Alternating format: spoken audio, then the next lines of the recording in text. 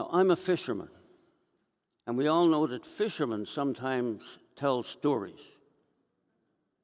There's also some other people out here who are fishers. And yeah, we do tell stories. Now, I heard one about a fisherman who was out to sea, and an old bottle came up alongside his boat. His beat-up old boat. And he picks up the bottle, opens it, and lo and behold, a genie pops out. The genie says, "Thank you so much for my freedom, and as a reward, I'm going to grant you 3 wishes." The man was, of course, ecstatic.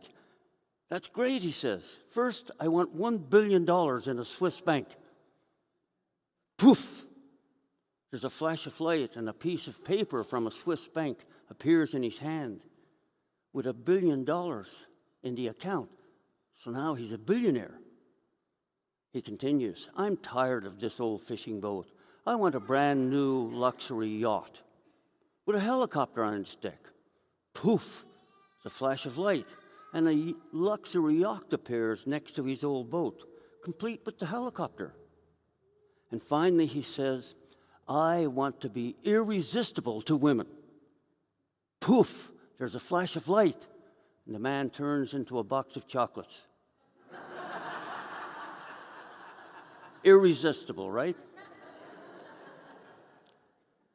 Now, of course, we all know that this is a bit of a tall tale, as fishermen are wont to do. But there is a moral here, and the moral of this story is the foolishness of greed.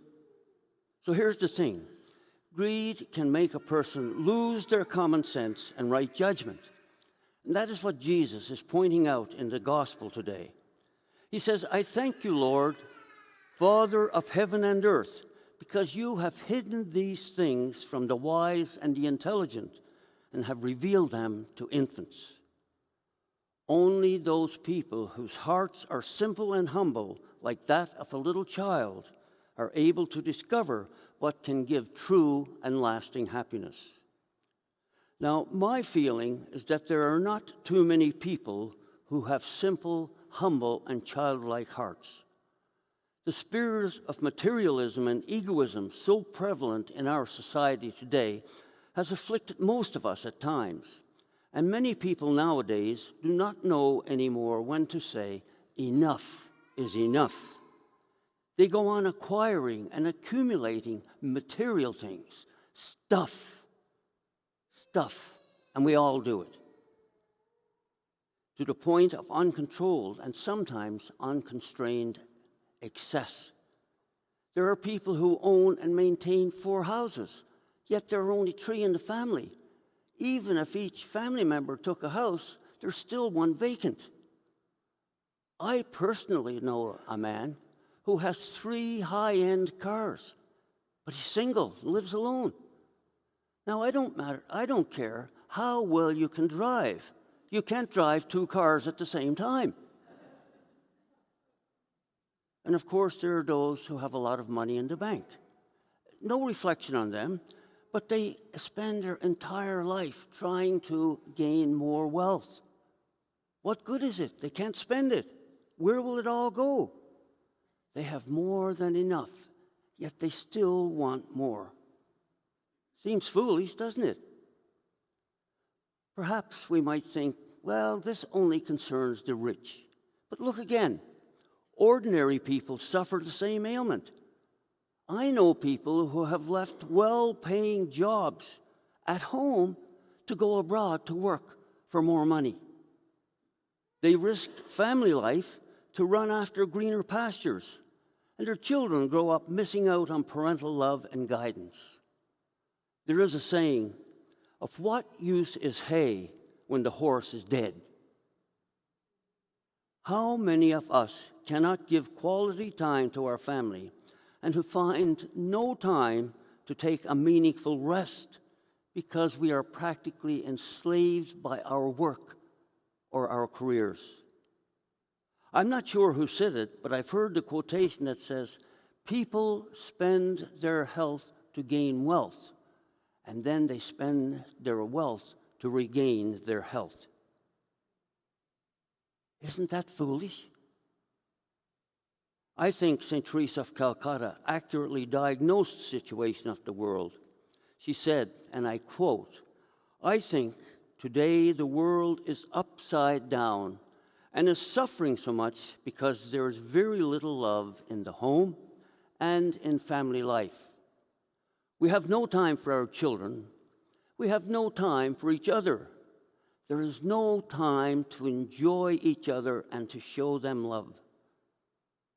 You see, love begins at home. Love lives in homes. And that is why there is so much suffering and so much unhappiness in the world today. St. Teresa goes on to say, everybody seems to be in such a terrible rush, anxious for greater developments and greater riches, and so on, so that children have little time for their parents. Parents have little time for each other. And in the home begins the disruption of peace in our world. And there's a lesson to be learned here, and St. Augustine learned it just in time when he concluded, "My soul is restless until it rests in you, O Lord." This world cannot give us real and lasting happiness.